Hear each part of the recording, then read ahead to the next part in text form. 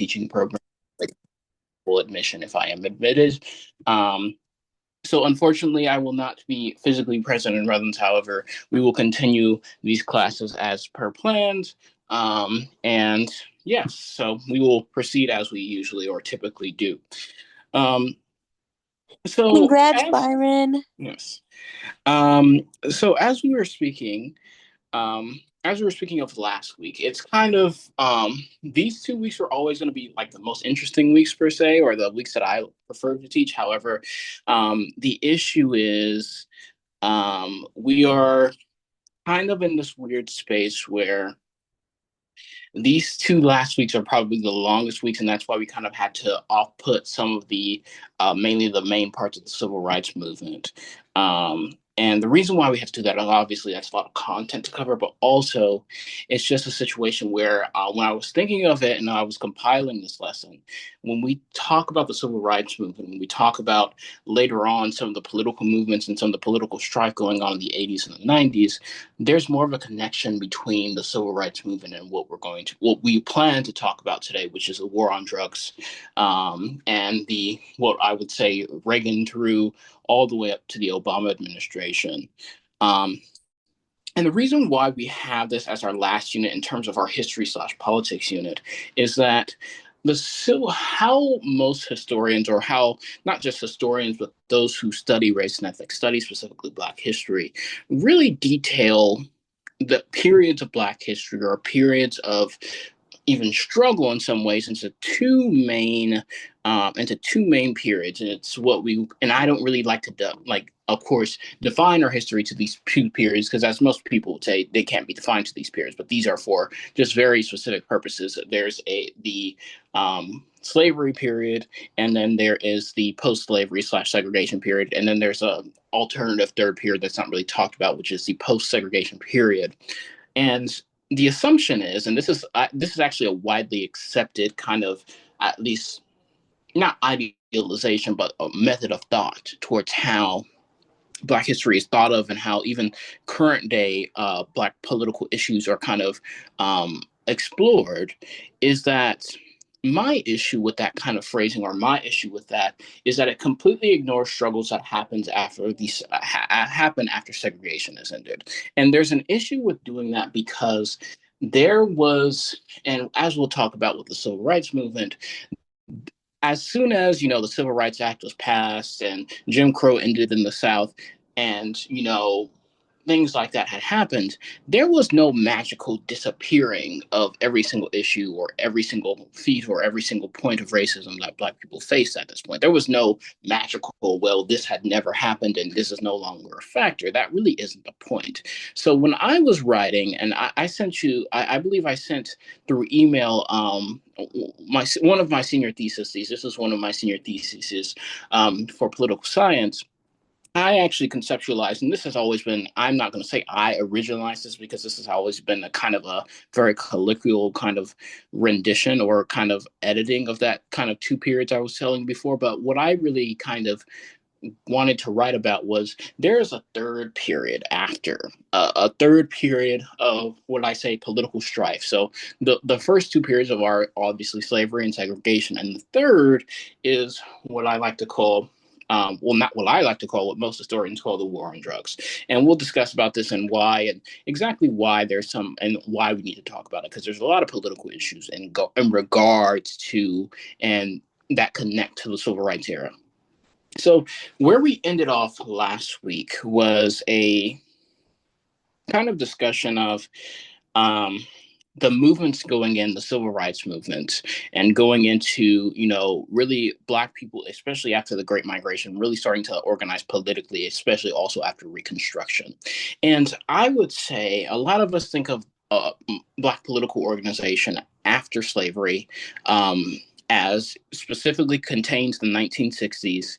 And while there is a lot of course, political action during the 1960s, not just when it comes to Black civil rights movement, but when it comes to the women's liberation movement, it also comes to other movements with other ethnicities. There really is. We really also have to go over as we spoke to before, one, the NAACP, founded by people how we discussed throughout this period, such as Ida B. Wells and Booker T. Washington, and I'm sorry, W.E.B. Du Bois was founded in 1909. So there was not this sudden boom of political activity in the 1960s. And then two, there were other movements aside from what we would say the NAACP. And what we really kind of think of is that the NAACP and specifically Martin Luther King's movements are very much connected and they're essentially soulfully related in some way. But there are other movements aside from these that have all different perspectives of how Black people should advance politically. And there are even some movements that say that Black people should no longer, or Black American people should no longer look to the United States as its point of political movement or its own home, but should look back to the continent in which we talked about in the very first week of this class, in which their ancestors were originated from. And that brings us to the Garvey movement in the 1910s, specifically in New York. Marcus Garvey was this.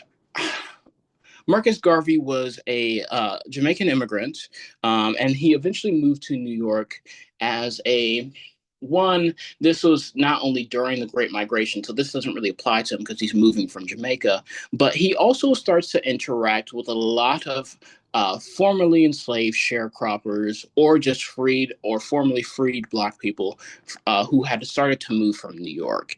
And the reason why I mentioned how Garvey, even though did not move as a part of the Great Migration, but really was involved, was because of the Great Migration, you really had a lot of different histories starting to be, or a lot of different ideas starting to be discussed, especially in these territories that I was speaking before, the Northeast, the Midwest, and the West, that are really starting to be populated by formerly enslaved people.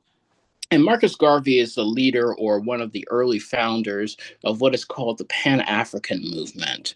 And Pan Africanism, to shortly describe, is the philosophy that the oppression or the struggles of all Black people, all Black diaspora, and we defined the term diaspora weeks ago, but I want to redefine it just in case our memory has lapsed in this case. But a diaspora is a group of people who have a common origin who reside in different areas. So, for example, a Black diaspora and our African diaspora includes Black Americans, Jamaicans such as Marcus Garvey, Caribbean Americans, Africans who still reside on the continent of Africa, and all those who descend or have African ancestry who reside inside or outside of Africa. So Pan Africanism is basically the philosophy or the political philosophy that all of those who are part of the African diaspora should share a common origin, and therefore they share a common struggle, and therefore for their own political motivation or for their own political benefit, they therefore should group together politically. Now, Marcus Garvey interpreted this in his own way, and the way that he interpreted this was that he personally believed to gain political power and to be respected in a country or to be respected on by the government itself, he believed that Black Americans should then remigrate or repatriate or rematriate in a way to Africa itself. And that's what really started the nation that we now know today as Liberia. Liberia is a country off the coast of West Africa. And if you have ever seen the flag of Liberia, the flag of Liberia is actually very close or very similar to the American flag. And the reason for that is Liberia is a country of repatriated, formerly either enslaved or the descendants of enslaved people returning to Africa. And the point of Liberia was to, one, and Liberia was founded far before, was had existed before the 1910s, of course, but the point of Marcus Garvey bringing, like I said before, or at least highlighting or really emphasizing the need for Black people to return to Africa was this a part of this Pan-Africanism movement of there should be a return of not just Black Americans, but a return of Caribbean immigrants to what was known as the motherland at that time. And really, what that was to what the purpose of that was to, like I said, it was an assumption that there was going to be more respect or there was going to be more political power within a country in which Black people were the majority or Black people were the only people living in the country. However, as we know, there are differing philosophies in relation to whether people should stay within the United States or go outside of the United States. But the reason why I, of course, bring up Marcus Garvey is not only because he to prove the point that the 1960s wasn't the only time for political organization amongst different Black organizations besides the NAACP, but I also wanted to set the foundations because Marcus Garvey is actually heavily inspired, specifically Malcolm X and the Black Panther Party. Now, Marcus Garvey really does not inspire, I would say, he does have some relations to and connection to Martin Luther King and his movement. However, Marcus Garvey is more of what we would say or call a nationalist in a way, or a Pan-African nationalist, in which there had already been discussions of after the Civil War or in the 1910s, or I would say the early 1900s, early to mid 1900s, of a country or creating a nation specifically for the descendants of enslaved Black people in the United States. And that was going to be called New Africa. And the point of that was to, like I said, create a land specifically for the descendants of Black people, but also it was a part of this, like I said, Pan-African nationalism, in which not only was it going to serve for Black Americans, but it was also going to serve for those who outside the West Hemisphere, inside the West Hemisphere as a kind of hub for Black people to kind of centralize in. But the reason why I say that Martin Luther King is not really as influential or not as easily seen to be influenced by Marcus Garvey is that Martin Luther King, I would say, when it comes to the civil rights movements, and we'll get to them closer when we really discuss them. But I think there's a specific difference between the way that King, Garvey, um, Malcolm X, people such as Huey P. Newton, when we talk about the Black Panther Party, all come to or all reach the point or have philosophies. And a lot of people make the mistake that it's solely based off of what between violence and nonviolence, which it is not. However, there is definitely some discussions around nonviolence and violence and nonviolence or pacifism as a device. However, I would feel the real difference is how each single figure they believed that a population of Black people should exist in the United States. Garvey believed that they should not or they should exist elsewhere. And then what we see from later figures is that there's more nuance in that opinion. But when we talk about the civil rights movement, like I said before, the civil rights movement, and we discussed this at the beginning of the class, but I want to continue to talk about this every single time so it's not forgotten. Well, the civil rights movement is not just a bunch of random people getting together and somehow a bunch of random people marched on Washington one day. That's not what happened. It was a situation in which a many different organizations that were heavily organized through multiple different facets of life. And we'll start talking about the civil rights movement as we know it through the Black church as well. But what we really see is, and this is how we're going to kind of transition into Martin Luther King, is we see that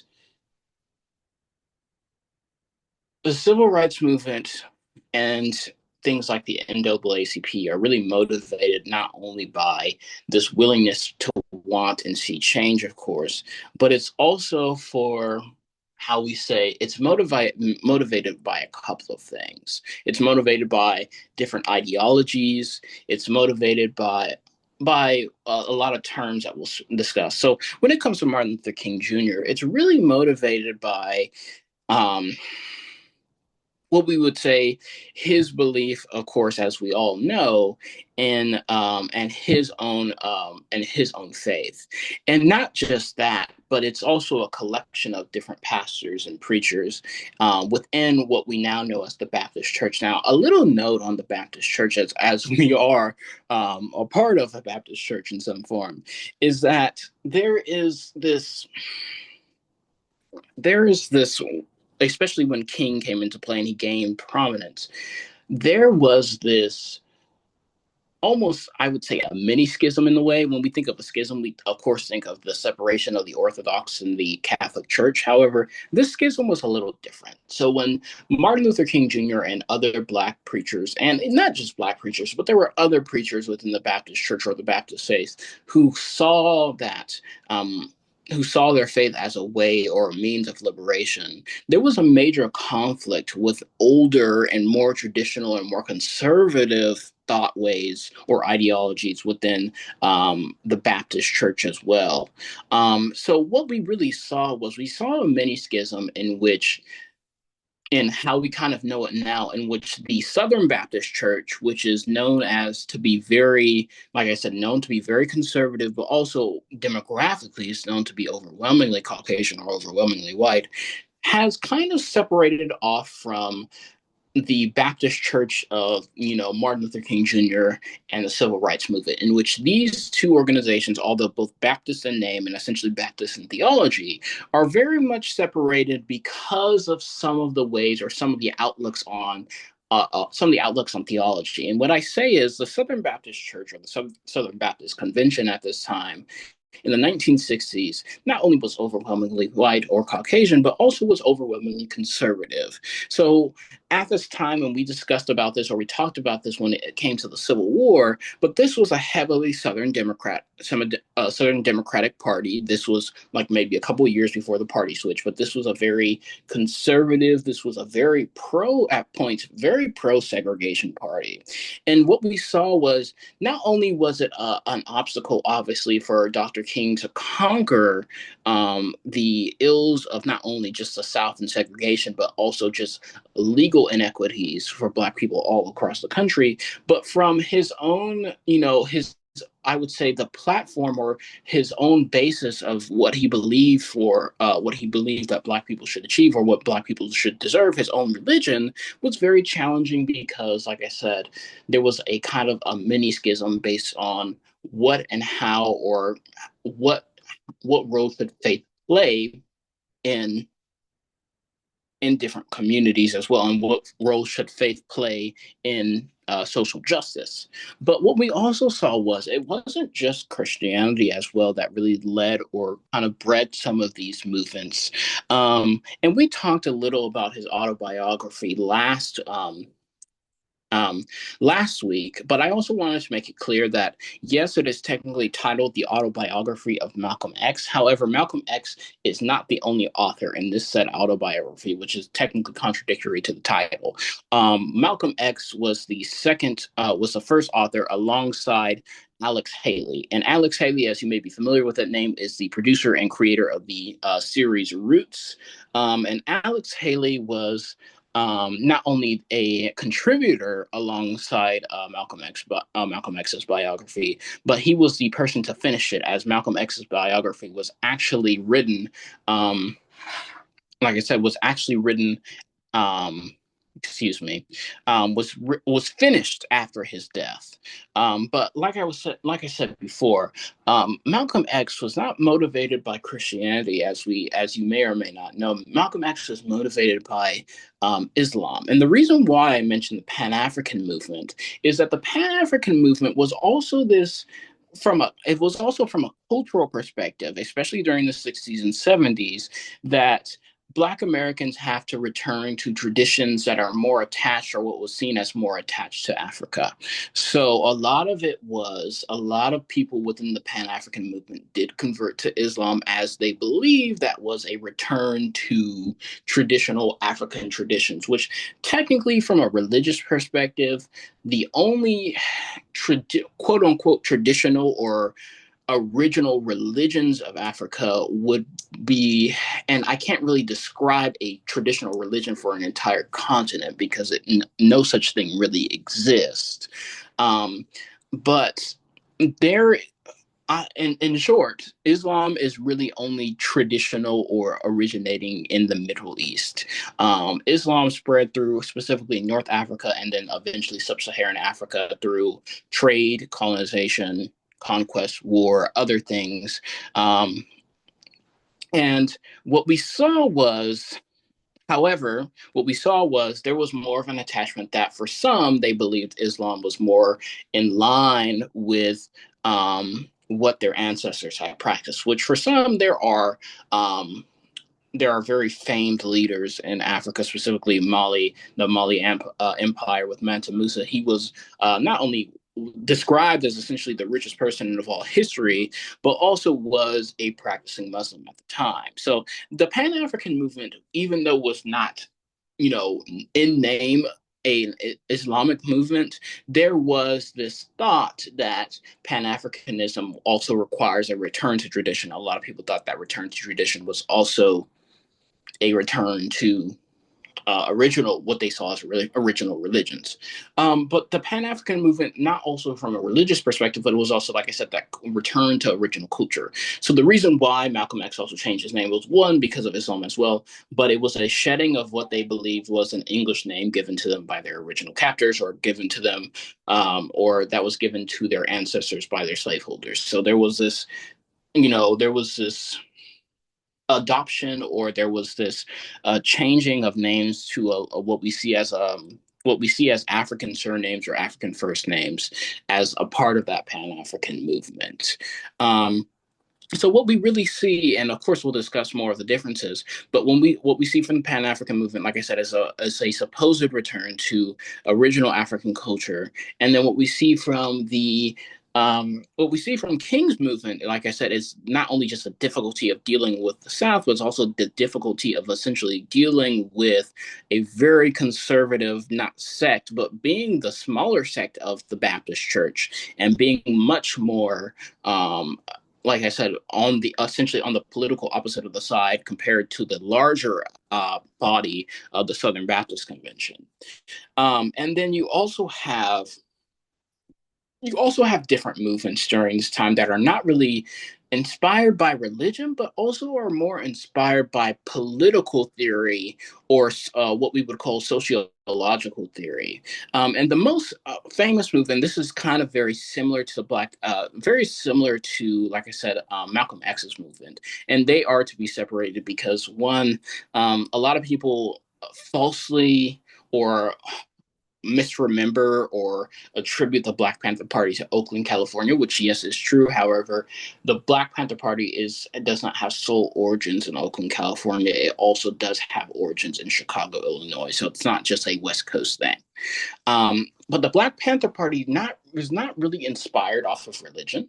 Of course, there is a mix of different religious beliefs within the Black Panther Party and the Black Panther movement. There are those who practice Islam. There are those who practice Christianity. There are those who are agnostic or atheists, and there are a multitude of other practices within that philosophy. However, at the philosophical or political groundings of the Black Panther Party are more of what we would say a socialist or Marxist grounding, in which there is a belief that there is an interconnection between the oppression of Black people and the oppression of or the wealthy oppressing the poor. And there is this belief that there's an intersection between um, class and race with the Black Panther Party. So a lot of, especially Huey P. Newton, a lot of these founders of the Black Panther Party are what we would call socialists or Marxists in some format. And there are also what we also see there are other individuals who start to really come up during this time in the 1960s. Not just, like I said, preachers, evangelists, or clergymen, but this is also the era or the rise of what we would call the intersectional feminist or the or just professors. Professors start to really get involved into not only just academic work but activist work, and this is what we see the rise specifically of Angela Davis, who not really only has her roots and her grounding in the Black Power movement, but also has her roots and her grounding in the feminist movement. But as we'll talk about, when it comes to the civil rights movement and when it comes to other movements during this time, there is allyship. There is allyship when it comes to, especially when it comes to the Black Panther Party, as they try to establish what is called a rainbow coalition with other ethnic minorities that had been oppressed within the country. But there are other challenges that came with that. So, and then also when it comes to the civil rights and the feminist movement at the time, and to quickly describe, when we talk about the feminist movement, there's not really, there is a movement, however, there's three waves per se. And the first is what we would say the 1920s or the original time of suffrage. So these are your Susan B. Anthony's, these are your Sacagaweas, this is your Sojourner Truth as well. And I mentioned Sojourner Truth specifically because um, during the first, how should I say exactly? During the suffrage movement, Black women were not included in the suffrage movement because it was seen as, well, for some, it was seen as much harder to gain suffrage if Black women were included. And for some, such as Susan B. Anthony, if we're being completely honest, a lot of them held anti-Black sentiments. A lot of them actually did not appreciate that Black men at the time actually received the right to vote. Not, of course, nationally, but a lot of feminist scholars and a lot of the feminists of the 1920s, specifically white middle class to upper class feminists, were not very keen or not very happy about that. Not because, of course, some of it was due to, of course, just the inequity of voting rights in the country, but a lot of white feminists at the time did not see themselves see themselves as equal to Black women at the time. So that's why I mentioned Sojourner Truth, as she was an advocate during the time. However, she not only advocated for women's suffrage, but she also specifically advocated for Black women's suffrage, mainly because there was a specific and intentional leaving of Black women out of the issues of women's suffrage in the 1920s. However, the second wave of feminism is what we're talking about now that really interacts with the civil rights movement. And the reason why I mentioned the second wave of feminism is this is during mainly the 1960s, and this is when there's this realization within the feminist movement that there was this abandonment of Black women before in the 1920s, when suffrage had been previously discussed and had originally been really put on the forefront. And this is the 1960s is basically trying to reconcile the relationship between white feminists and Black women as well, to some degree, to some success. However, that necessarily does not happen. Like I said, the civil rights movement is not only just the era of your Martin Luther Kings, your Malcolm X's, your clergymen, but this is also the era, especially of the academics, those who are professors, those who are researchers, and so you have people like Angela Davis, you have people like Bell Hooks, and you have people like Audre Lorde, who are really not only talking about their position in the world as Black people, but their position in their world as activists and specifically Black women. But to talk more on to Martin Luther King Jr. And back to Martin Luther King Jr. What we really notice is that there is, how should I say exactly? There is unrest within the South during this time, especially in the 60s.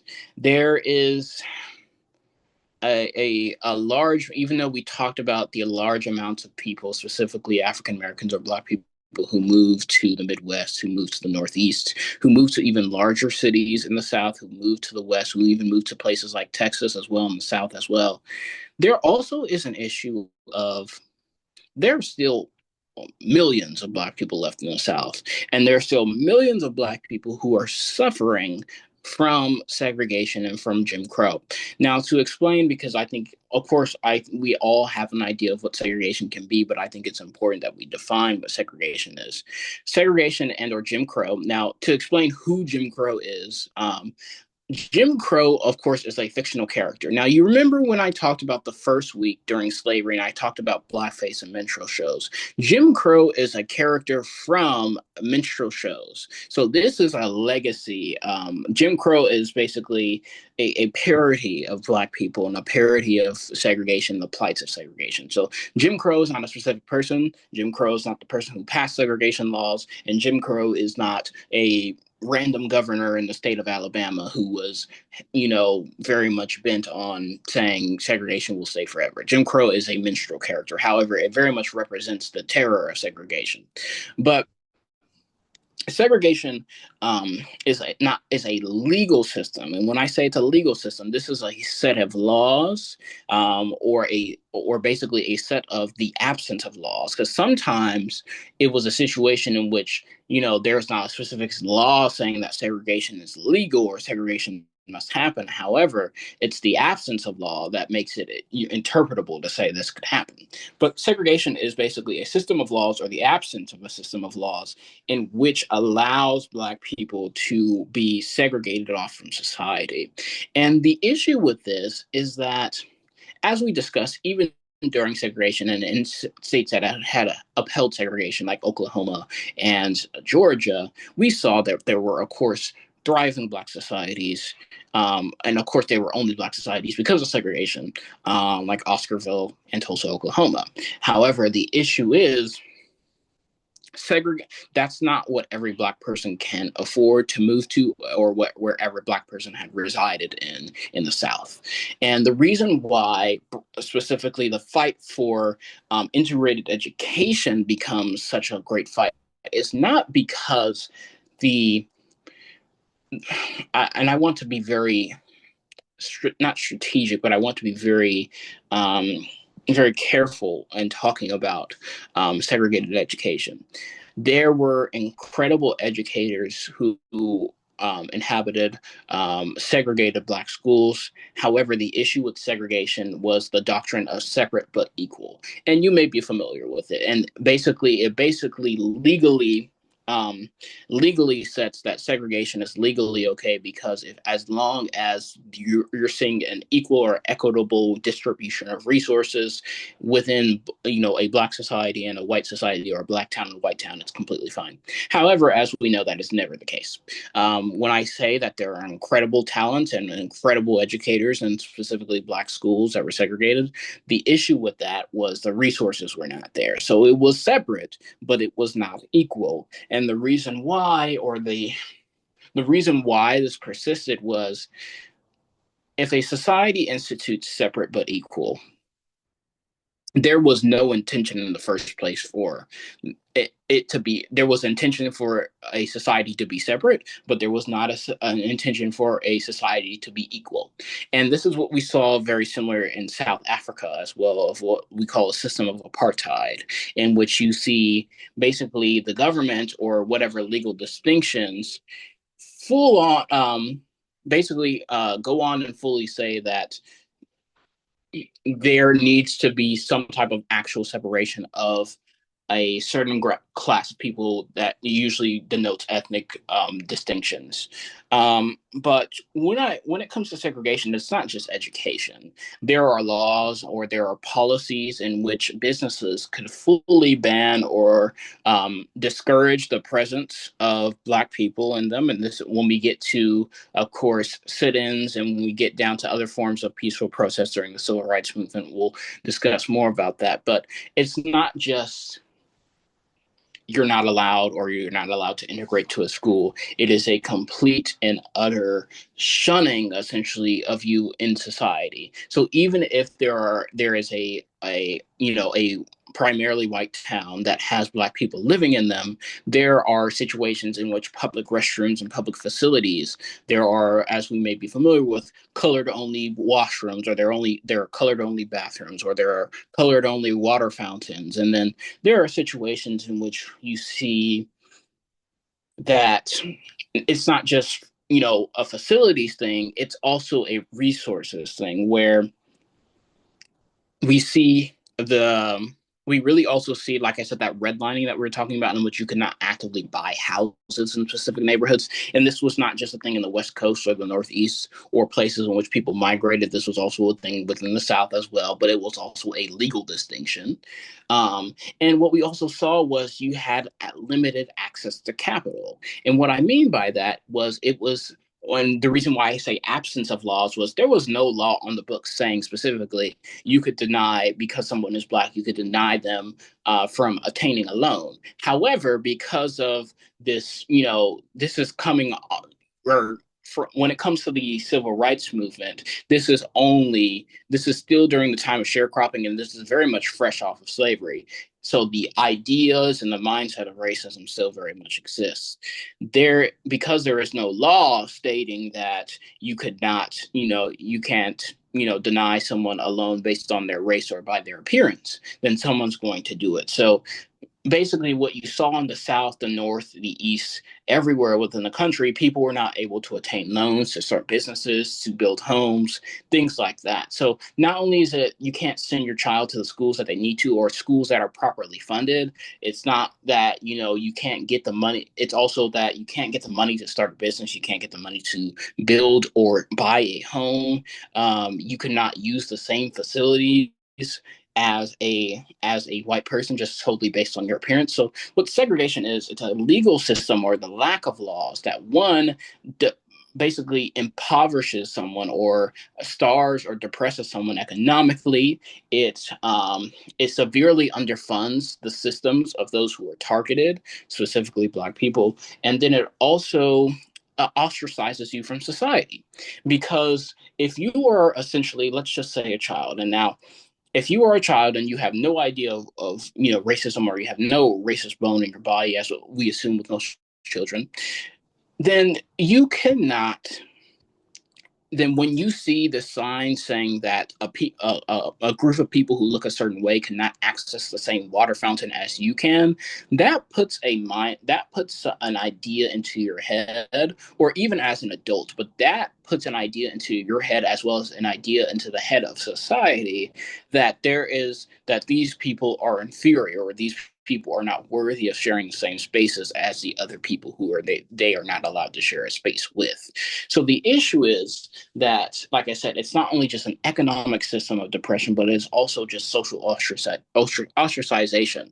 And what the civil rights movement is about, of course, it is for black people within the United States to remain apart, or to stay on to remain on the same level legally as white people. But it also, in a way, is just I'm I'm a human being.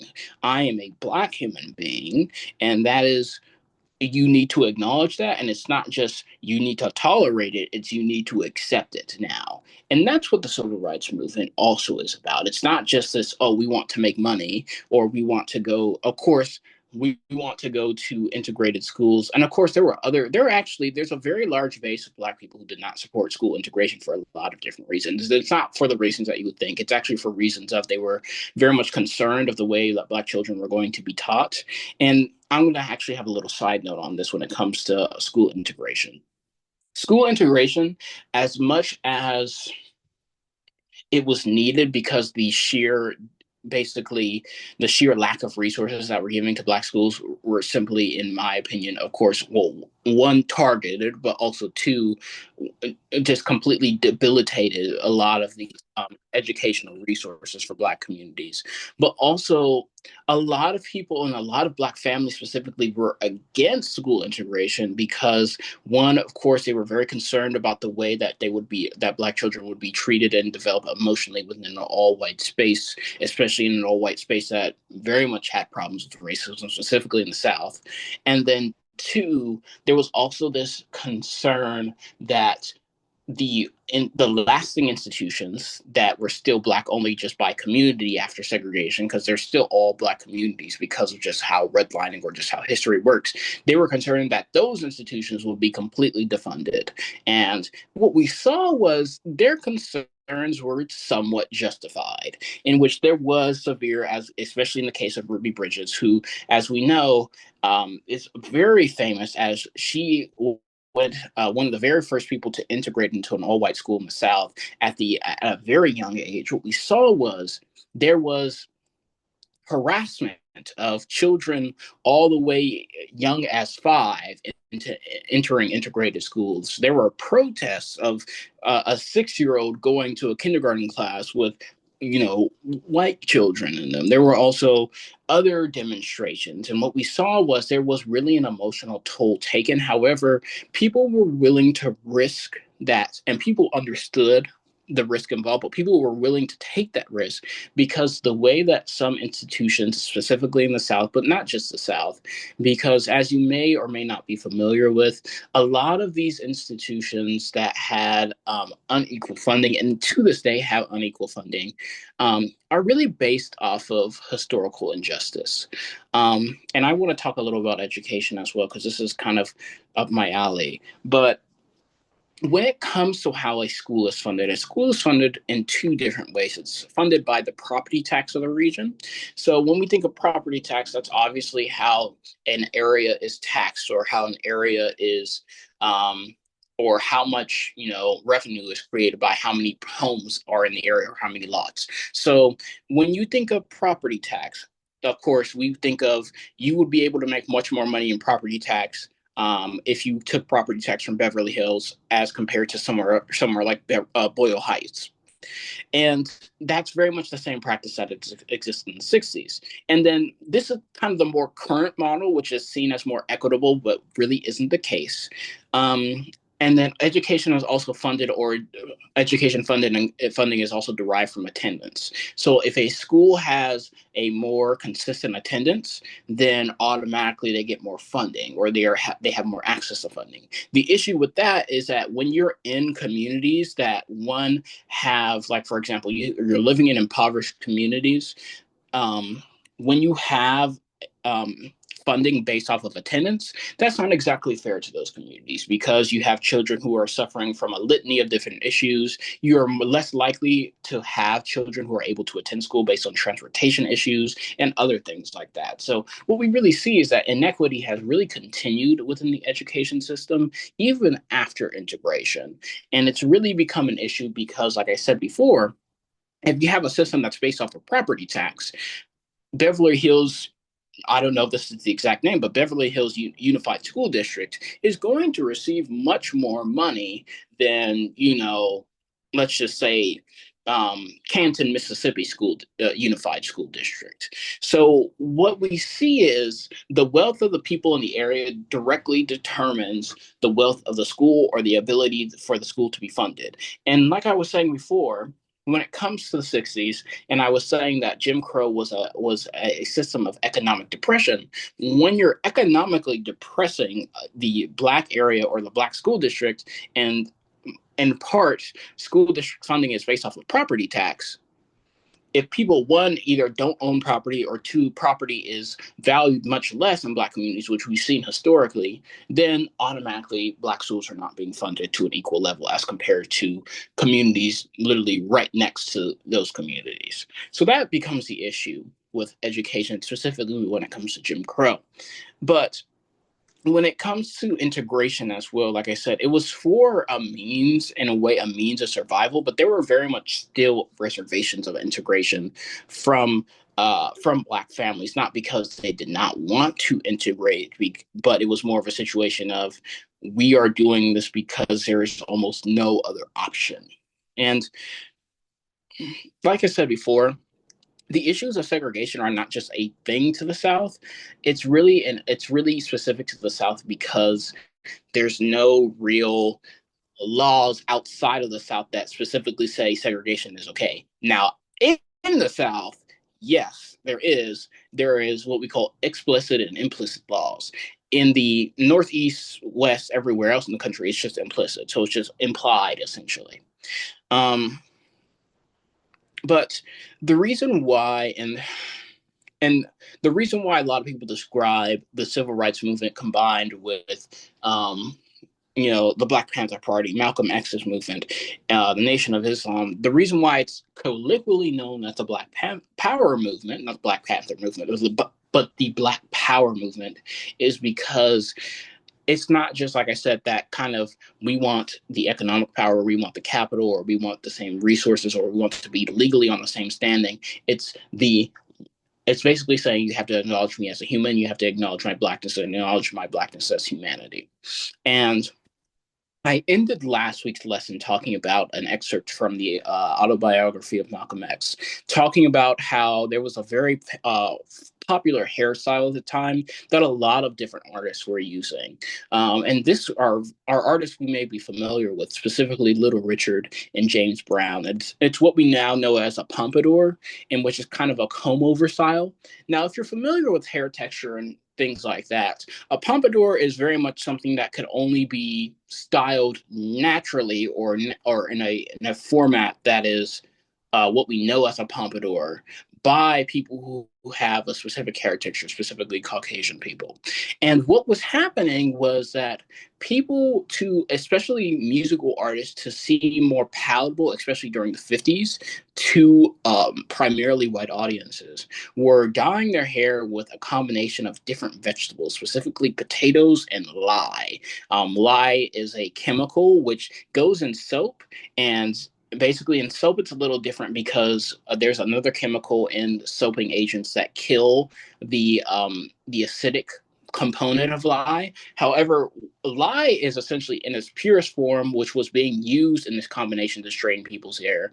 Lye, or relaxer as it's now known as, could actually, if you do not know how to use it properly, it will burn your scalp. And this is what we saw, in which Malcolm X detailed that he tried to get this pompadour haircut in the 50s because that was the only acceptable haircut in which black people, specifically black men, were seen in. And he specifically got this haircut, saying that he believed that the only way for him to be seen as human was to kind of give in or to get this haircut. And he details his experience with the shame, but also just the physical hurting of someone not being able to actually do this haircut, not haircut, but hairstyle for him properly, and basically he burned his scalp. And what we see is during this movement, whether it be Dr. King's movement, but especially the Black Panther Party, especially Angela Davis, and especially Malcolm X, we see the emergence of Black people embracing their natural appearance, specifically their natural hair texture. So this is the popularization, especially during the 60s and 70s.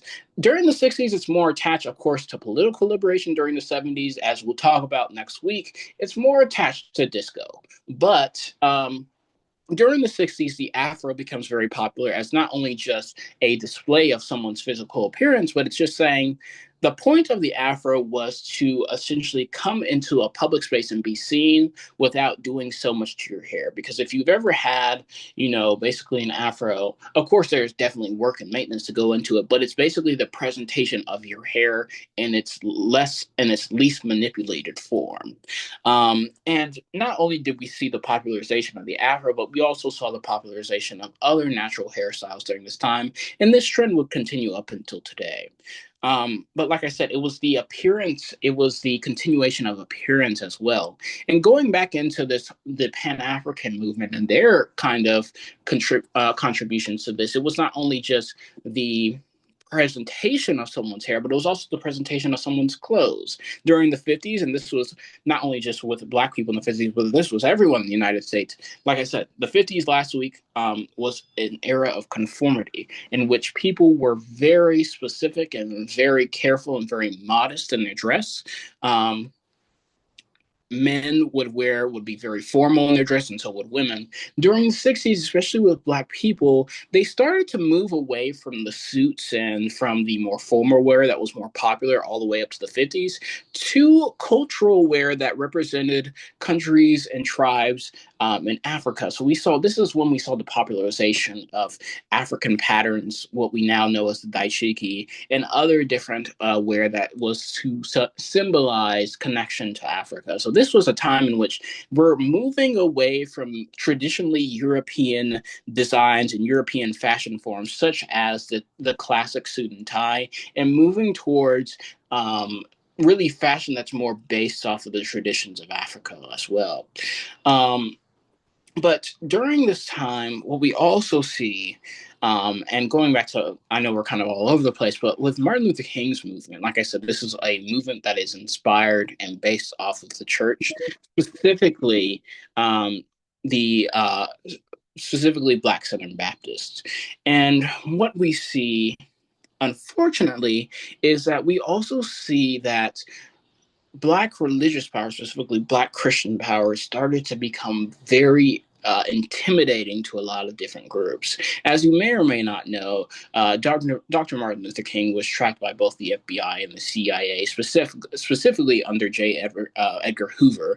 And really, the FBI and CIA developed the power that they have now because Lyndon B. Johnson, who was the president during really the popularization of Martin Luther King Jr., saw that there needed to be tracking of activist groups in the country because of Martin Luther King Jr. and also because of Malcolm X.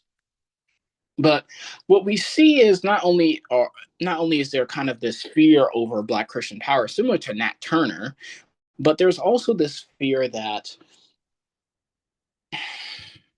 there's really also this fear that there's an organization of Black people which was happening. So when it comes to Martin Luther King Jr.'s side of the civil rights movement, it's like I said, it's based off of religion, but it's also based on specific and directed action.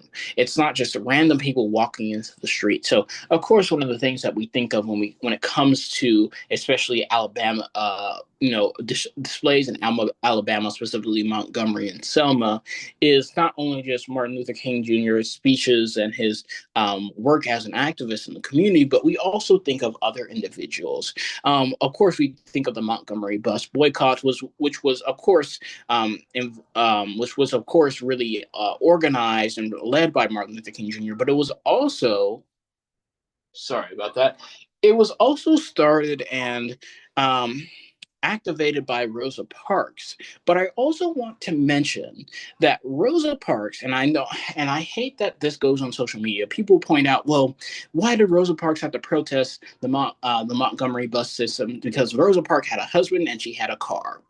The issue with that statement is, one, it's ignorant on multiple different levels because, one, the protest was intentional, and two, you do not have to obviously be someone who rides the bus to protest a system that is directly segregation, that's saying that Black people have to go to the back of the bus, and saying at cases that, you know, to challenge a racist system, you have to automatically be affected by it in some way. That's a very ridiculous assumption.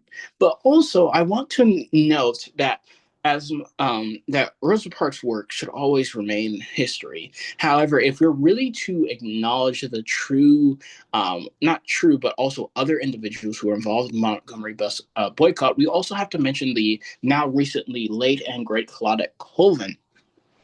The issue with Claudette Colvin, and there are some politics around the Montgomery bus boycott because it was planned.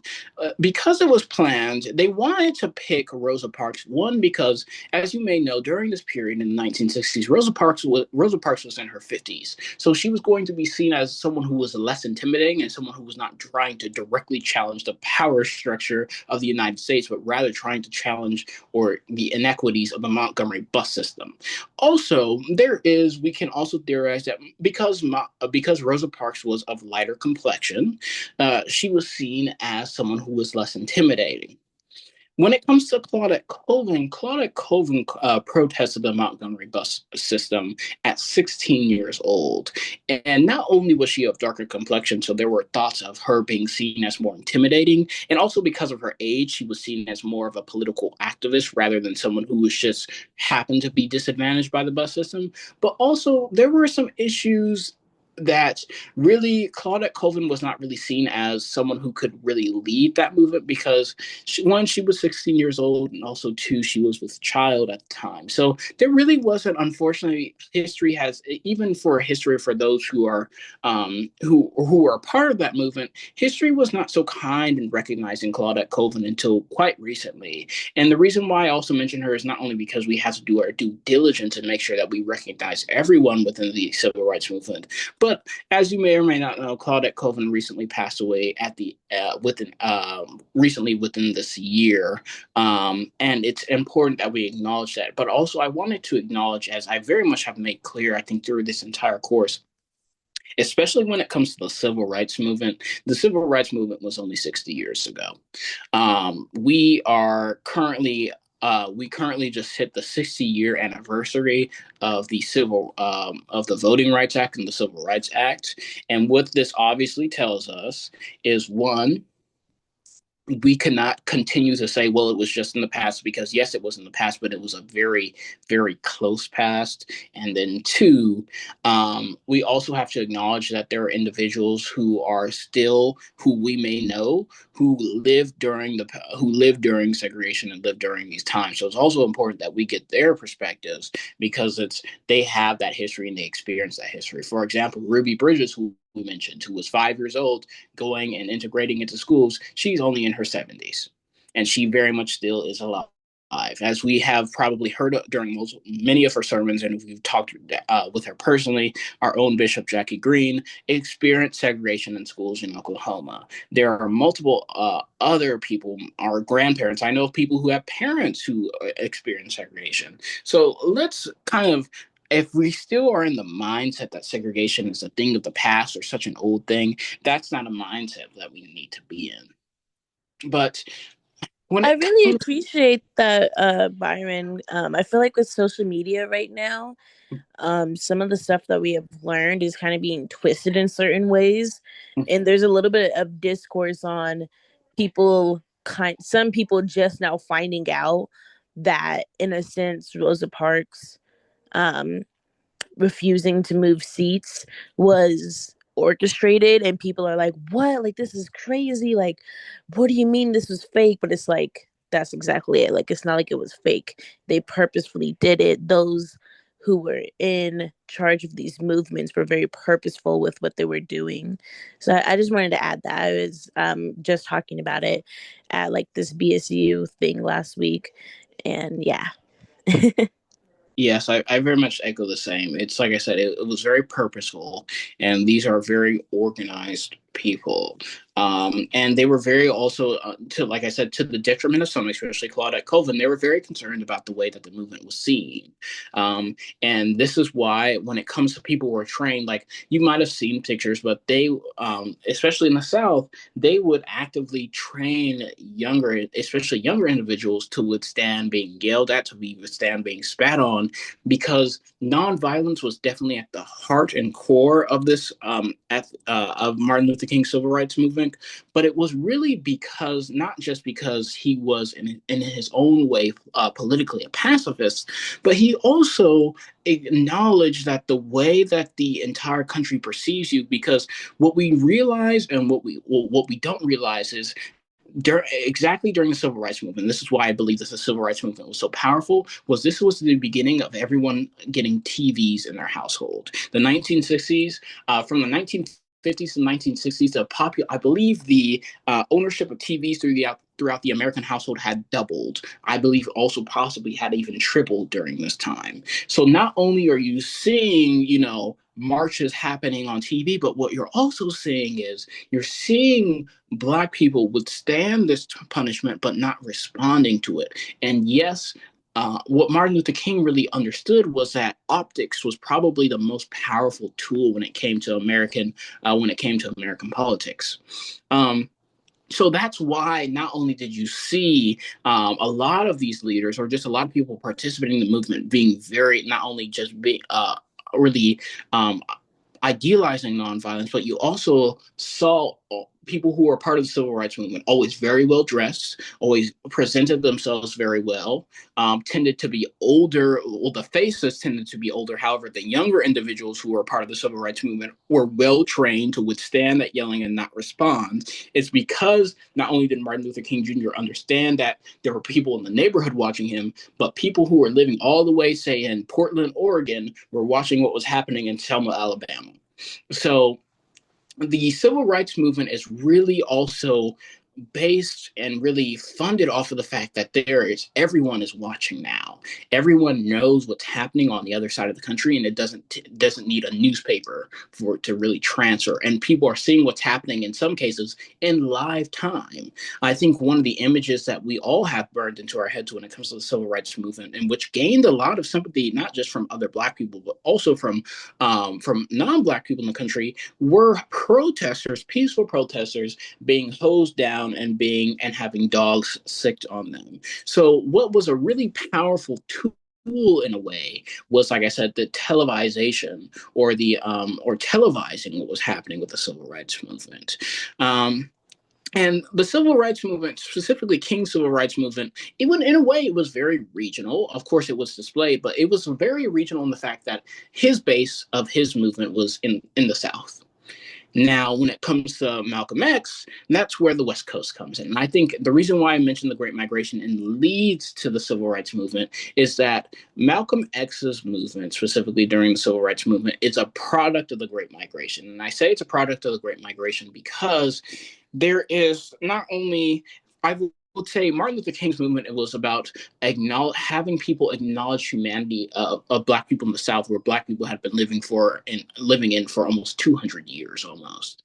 What Malcolm X's movement was that acknowledging that Black people have arrived to what is for some a very new place, and essentially gaining, especially when it came to the Black Panther Party, gaining that political power, gaining that political capital, so the things that happened in the South would not happen in California, Minnesota, Chicago, New York, etc.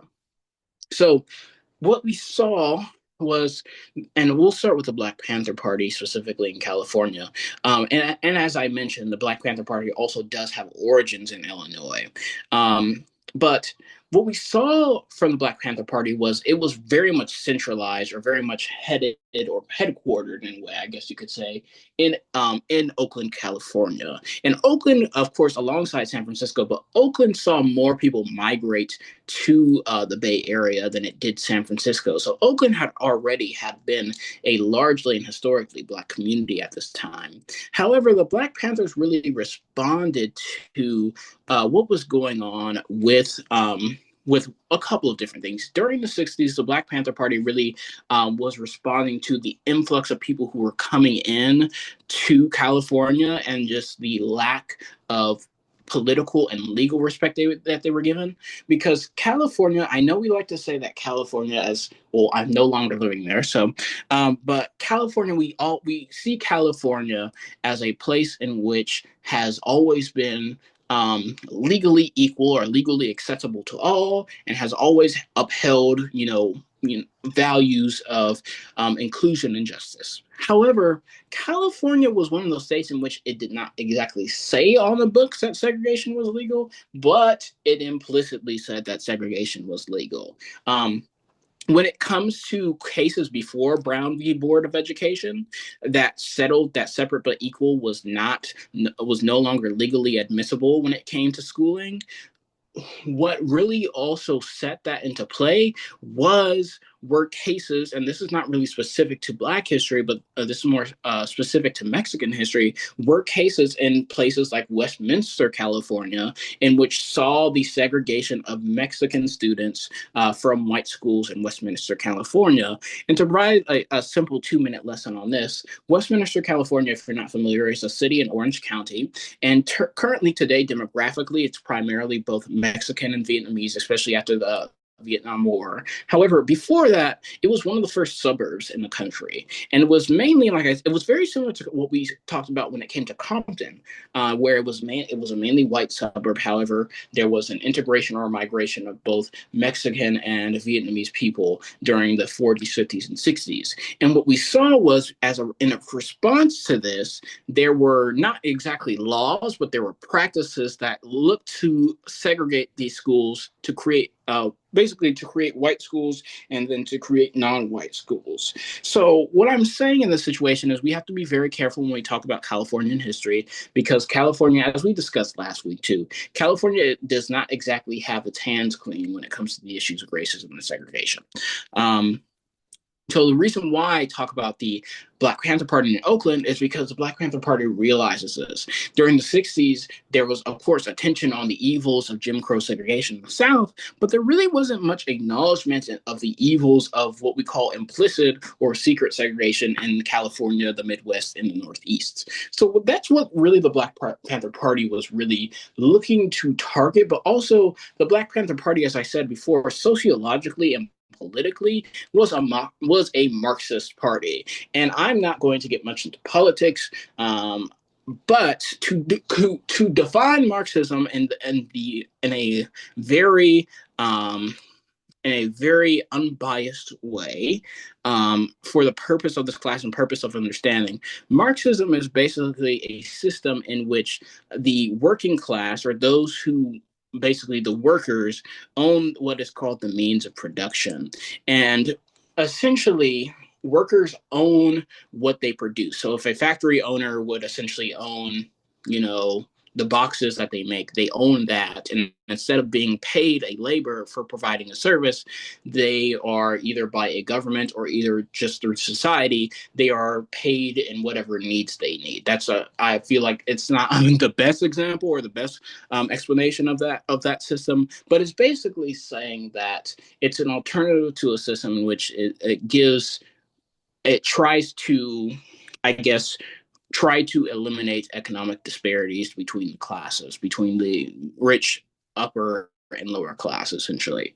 And what the Black Panther Party was doing was it was directly trying to fix a lot of the economic inequalities a lot of Black people had faced coming to California, because it was not exactly, of course, it was an escape from a lot of the explicit racism in the South, but for a lot of Black people, there was a struggle in a lot of these places because they were still being economically discriminated against, and there still was an issue of there was a lack of housing, there was a lack of food, there was a lack of access to a lot of these resources. So the Black Panther Party saw themselves as a community resource, so not just as as an activist group, but as a community resource. So during this time, as you may be familiar, the Black Panther Party was started to set up what we now know as a free lunch program or free breakfast program in some cases. And this also, the Black Panther Party would eventually then would set the tone for a lot of different, for what we now know as our current school policy,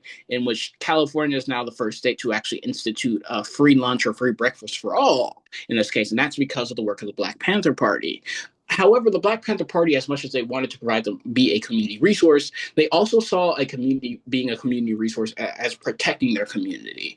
And as to be a community resource, they heavily believed in arming themselves against not only those who were actively threatening individual actors who were threatening their community, but because of the actions and because of the what we would not because of and we'll talk about this as it's the main topic of today, but because of what we were seeing when it came to police brutality, not just in the South, but also the West, the Black Panther Party heavily sought to arm itself as one, to protect against incidents of police brutality, but also two, to serve in a way, not as a police force, but what they saw as community policing at the time.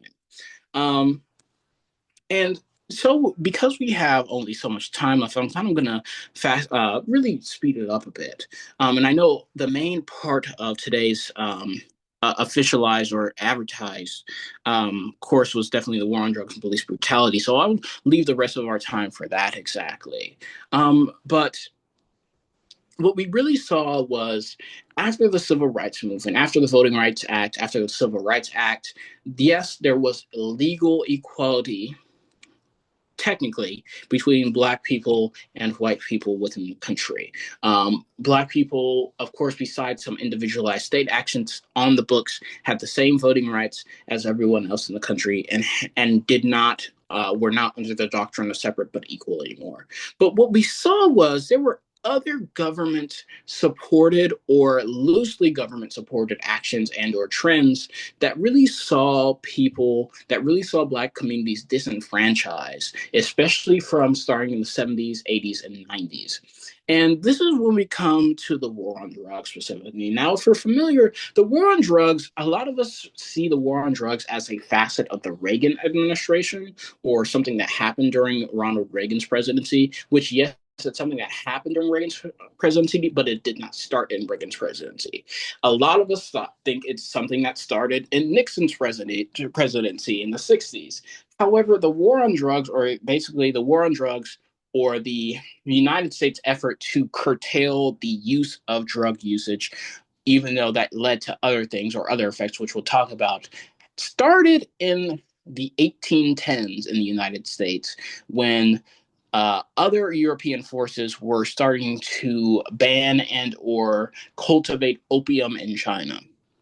But we won't talk about that history because that's also what I did another seminar on. But the reason why we mentioned the war on drugs in terms of Black history is because the war on drugs, specifically the proliferation of the crack epidemic in the 80s, did intense and incredible damage to the Black community, specifically after the Civil Rights Movement. And these two things, believe it or not, are connected because what we see is that we see policies, and I talked about vagrancy laws, and I talked about the existence of slavery under the 13th Amendment, and I talked about mass incarceration. This is very much a continuation of those policies that came from the Jim Crow South, or Jim Crow segregation, that transformed into something else after Jim Crow was legally ousted. So basically, the war on drugs really to combat America's drug problem that was starting to come up in the 70s and the 60s. In the 1970s, the 70s was known as a period of it was especially coming out of the 60s. The 50s was a period of stabilization. The 60s was a period of rebellion that was starting to pop up. But the 70s was really a period of chaos. From a presidency standpoint, Jimmy Carter, despite, as we know, Jimmy Carter being an extremely kind man, Jimmy Carter wasn't really the best, especially on foreign policy. There were issues of him leaving hostages in Iran, and he only had a one-term presidency. Economically, the country wasn't at its best either. Not only was Jimmy Carter president, and he didn't really continue that legacy of economic strength, but also there was a recovery from both the Nixon and Kennedy regimes, where those regimes were not stable. Where one, Nixon was impeached, and two, Kennedy was assassinated. And then you also had a situation in the 70s where the rate of crime had significantly increased as a result of that economic strife, specifically in New York. So during this time, a lot of people started to turn to other vices as a way to cope with what was going on in the country. Because the 70s, despite the glamour of disco and the glamour of the fashion of the 70s, was a very dark era for a lot of different reasons. Like I said, because of the economic strife that was going on. And because of that, there were a lot of different ways people were to cope with the economic struggles of the 70s. And one of those things, unfortunately, was the existence and the proliferation of cocaine. Now, I want to make and of course, we're going into very, I guess, a very, how should I say, I guess, explicit topic. But I want to explain this in a very neutral way, and I want to explain this in a very clear way. Cocaine is I guess, the casual scientific term of the chemical name for the drug that I'm not going to talk about because I don't know how to pronounce the chemical name. However, crack and cocaine are essentially the same thing, and I want to make that very clear. However, the reason why I mentioned that they're essentially the same thing is they're essentially the same thing. However, legally they were not the same thing. Cocaine is was basically seen legally, especially during the Reagan administration, as something that was more expensive and therefore was purer and was not as effective. So therefore, if you were caught with the possession of, or usage of, or dealing of, or distribution of said substance, you would be subject to less years in prison. And then crack was seen as something that was mixed in with other drugs and mixed in with drywall, a lot of different stories that we talk about. And what we need to realize is these two substances are the same thing, but these two substances were given two different names to give harsher sentences to people, typically black and brown people during this time. And the reason why I bring up the crack epidemic, the reason why I bring up the war on drugs, is that this was a time in which, and also the reason why I brought up the three waves of oppression, I would say, or two waves of oppression, is because black people in the United States had just come off of segregation and had just basically came out of legal segregation, and they had been essentially relieved of that burden. However, what we saw, and we would actually see this report from a 90s report from the Santa Ana Sun, what we saw was the United States government actually worked with multiple different, specifically Southern American military groups to import and to proliferate crack cocaine in Black communities specifically. And the reason why I say these two periods are connected is because these two periods are this period is basically used as a way to destabilize the Black community after they had escaped segregation. And it is a period in which is very sinister. And the reason why we need to identify the effects of it is because it was a period in which not only were people fighting against segregation, but they were fighting for humanization of Black people. And what we saw the incredible proliferation of rhetorics that to this day continue with a lot of Black people, whether they have used any sort of substance of the sort. And of course, I will never say the use of these substances in any format or situation is acceptable. However, what we saw was those who were using the substances or those who were not using the substances were called, to be quite honest, things that you should never call anyone or you should never attribute to someone. There was the proliferation of the crack baby stereotype, which one was the it was a medical myth that was spread specifically by Nancy Reagan, stating that those who were, the children of mothers who had used crack would come out with severe defects that are much worse than alcohol, things like that, which is not true. But the issue with that, of course, you don't want a mother using that substance. But the issue with that was it was not being just attributed to, mothers who were using crack cocaine. It was being attributed to just random Black mothers, whether they were using the drug or not. So what we saw during the war on drugs was all the work that was um, that was really laid out by Martin Luther King, Rosa Parks, people like Claudette Colvin, Malcolm X, Huey P. Newton, multiple different people, was being erased by the war on drugs and its policies. And a lot of the laws and a lot of the situations in which we see today is that we have seen a large percentage of people in jail for drug related crimes who are now susceptible or now technically allowed to essentially participate in slave labor because of the 13th Amendment. And it's what I say is with all history is cyclical, but specifically Black American history is cyclical because we have an issue in which originally during the 13th Amendment, you had people who were being arrested for not having jobs despite them being formerly enslaved and then being in prison and then essentially having to be enslaved. And then you also have a situation in which, as was documented by both the FBI and CIA and multiple different United States journalist companies, is that we saw that the United States specifically did work to profit off of and import drugs into Black communities. And then based off of that, and based off of addiction and based off of use, imprison those people, and then proceeded to and, then were able to use those imprisoned people for slave labor. So the issue that we come to now today is that, yes, we have made incredible strides in this country, and politically and legally, we have made incredible strides. However, there are still implicit legal and political movements that prevent the progression of Black people. So it's not just the war on drugs, but to talk a little about police brutality in the 90s. In the 60s, during the civil rights movement, and also during the 50s, there were the first Watts riots. And this was a response to the lack of housing and kind of that, like I said, the implicit segregation in LA, specifically Watts, California, during this time. And what we saw was there are another set of riots in 1993 after the slaying, specifically by police brutality, of Rodney King in LA.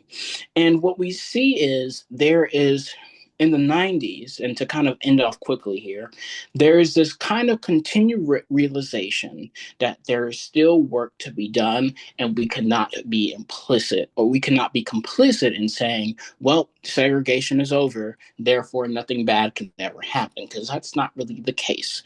So, what I would say as we end off here, and then I yield the rest of the time to questions that we have, is that the incredible process that Black Americans have made in this country, politically, legally, and historically, and culturally, especially culturally, we'll talk about because we're going on to our cultural unit of music, architecture, and film next week, have been incredible and have typically been in spite of the oppression that many have faced. However, the issue is that despite these political and legal leaps that we have made, there is still implicit issues of legal and political work that is still existing and still needs to be challenged. And there are also attempted revivals of previously what we would thought of as dead practices within the United States.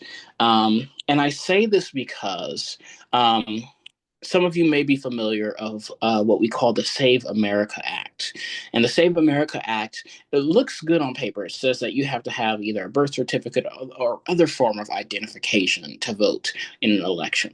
However, this is the issue. And we talked about the Great Migration. We talked about the denial of Black humanity, and Black citizenship in the South, but also other areas of the country. How are Black Americans, now, of course, I have my birth certificate under my mattress somewhere, but how are Black Americans who grew up in the South or other areas of the country, when they were not denied humanity, I mean, when they were denied their own humanity, and in cases not counted within the legal system, supposed to vote when they don't have birth certificates? There are people who are born in the South who are 60 and 50 years old who don't have birth certificates because of the institutional racism they have faced. So what we see today is not there has not been a cessation of issues that stopped after the civil rights movement, and they continue today, or they continue in implicit or covert ways to this day. And we also have to realize that issues of segregation or issues of Jim Crow or even issues of slavery still in different ways persist, or still in some ways some people try to bring it back. So I would say, to end this, I guess, the political unit of this class, or week 4, we have to be aware, and we have to be constantly aware of the cyclical nature of Black history. And in response, we must really have to look at how Black history can be repeating itself, and what are the ways, learning from people who've been here before us, of how to fight those injustices. And we have to remain vigilant at all times, whether through peace or whether through constant struggle. As we end, we're at 5:25. Does anyone have any questions or any comments on what we have going on here?